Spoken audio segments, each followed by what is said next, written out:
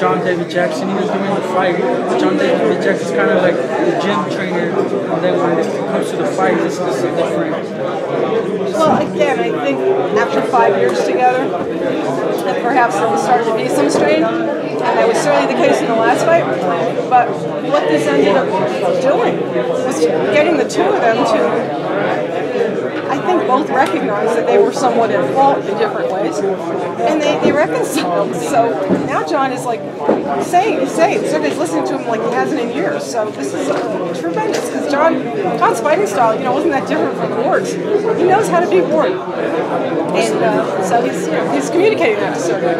Assuming all goes well, I mean, obviously I know you're not looking past this fight, but assuming everything does go well, is there anything bigger than this? I mean, I know the Adonis Stevenson fight is still out there, but I mean, is that even a bigger fight than this? It really depends on how the fight turns out. For example, were Sergey to blow him out of the ring in a round, I don't think you can make a rematch at that point. Arguably, at that point, Sergey's beat him twice. If it's another close fight, well, it's a very different scenario, and then perhaps it calls for that. There's just no way of knowing. It's not that cut and dried. It is when you're the champion and you lose your titles and you get the chance to get it back. You have that in a contract. That makes sense.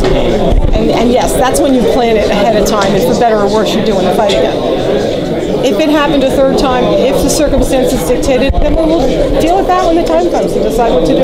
But you're open, so you're not totally shutting the door on a third fight. I would never shut the door on anything. Never say never. That would be foolish. I've been in this business too long to think that you could ever predict anything. So.